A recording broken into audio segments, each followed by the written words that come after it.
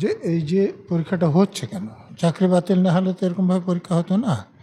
তো চাকরি বাতিল হয়েছে কেন? যারা বৈধভাবে চাকরি পেয়েছিল তাদের তো কোনো দোষ নেই চাকরি বাতিল হওয়ার জন্যে।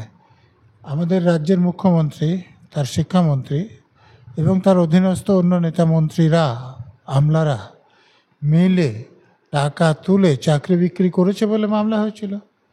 এবং সে মামলা হওয়ার পরও যদি কারা বৈধভাবে চাকরি পেয়েছে, কারা অবৈধভাবে চাকরি পেয়েছে, যদি তালিকাটা দিত রাজ্য সরকার, তাহলে যারা বৈধভাবে চাকরি পেয়েছে তাদের চাকরি বাতিল হতো না। কেন দেয়নি? কারণ হাইকোর্টের নির্দেশে সিবিআই যাদের চিহ্নিত করেছিল যে এরা অবৈধভাবে চাকরি পেয়েছে, তাদের ব্যাপারে সুপ্রিম কোর্টের রায় হচ্ছে যে তারা সুদ সমেত জব বেতন নিয়েছে সব ফেরত দিতে হবে এবং তার পরবর্তীকালে নিয়োগে তারা অংশগ্রহণ করতে পারবে না। অংশগ্রহণ করতে পারবে না কেন? কারণ তারা যে দুর্নীতি অবলম্বন করেছে এরকম লোকদের স্কুলে শিক্ষক হওয়ার অধিকার নাই। তো আমাদের এই রাজ্যের প্রশাসন যাদের হাতে, তারা তো টাকা নিয়েছে যারা চিহ্নিত হয়েছে তাদের থেকেও, ফলে তাদেরকে কি করে সুবিধা দেওয়া যায়।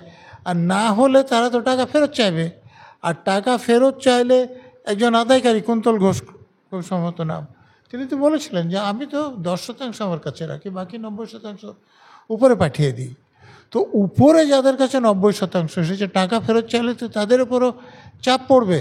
আমি আর একটা উদাহরণ দিচ্ছি, জীবন কৃষ্ণ, তার যে একটা চ্যাট শুনেছেন, বলে উপরের লোকে তো কেউ টাকা ফেরত দিচ্ছে না, আমি তো তাও অর্ধেক ফেরত দিয়েছি। তো এরপরে যদি আপনারা গণ্ডগোল করেন তাহলে আমি পুলিশ দিয়ে ধরিয়ে দেব। চুরি করেছে সে, কিন্তু ধরাবে সে।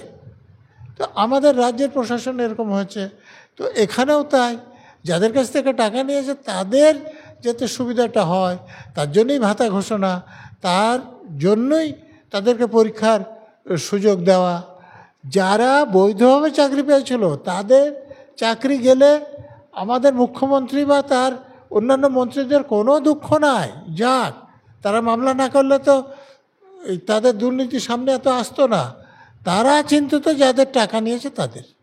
কিন্তু স্যার, কালকে সুপ্রিম কোর্ট রায় দিয়েছে যে যারা টেন্টেড মানে অযোগ্য যারা, তাদের লিস্ট প্রকাশ করতে হবে। দেখুন, এটা আগেই সুপ্রিম কোর্টের রায় ছিল। তারপরে এরা যাতে পরীক্ষায় বসতে পারে, যিনি এসএসসির যিনি সুপ্রিম কোর্টে আইনজীবী ছিলেন, তারা আইন বেশি বোঝেন, তারা বললেন যে এদের তো একবার তো শাস্তি হয়েই গিয়েছে, তো আবার কেন পরীক্ষায় বসতে পারবে না? বসাতে গেলে হাইকোর্টে মামলা হলো, বললেন যে না, বসাতে পারবে না। ডিভিশন বেঞ্চে গেল হাইকোর্টেরই, বললেন বসাতে পারবে না। তারপরে তারা সুপ্রিম কোর্টেও চলে গিয়েছে। তো সুপ্রিম কোর্ট বলছে যে আমরা তো বলেছিলাম তালিকা প্রকাশ করো। তো তখন প্রথমে কল্যাণ ব্যানার্জি বললেন যে হ্যাঁ আমরা তালিকা প্রকাশ করেছি। বললেন কোথায় প্রকাশ করেছেন? চেপে ধরেছে যখন, যে আপনারা এসএসসির ওয়েবসাইটে দিয়েছেন, আপনারা কোনো কাগজে প্রকাশ করেছিলেন, কী করে প্রকাশ করলেন? তখন বলছে যে না হুজুর, প্রকাশ করা হয়নি, আমরা 7 দিনের মধ্যে প্রকাশ করে দেব। সুপ্রিম কোর্ট টাইম বাঁধেনি, সুপ্রিম কোর্ট এটা মেনে নিয়েছে। এই এসএসসি যে আইনজীবী কল্যাণ ব্যানার্জি যখন প্রথমে বলে সুপ্রিম কোর্টকে মিথ্যে কথা বলেছিলেন যে প্রকাশ করা হয়েছে, পরে তো এখন যে বলেছে কীভাবে প্রকাশ হয়েছে চেপে ধরেছেন, তখন বুঝতে পারছেন যে ধরা পড়ে গিয়েছি।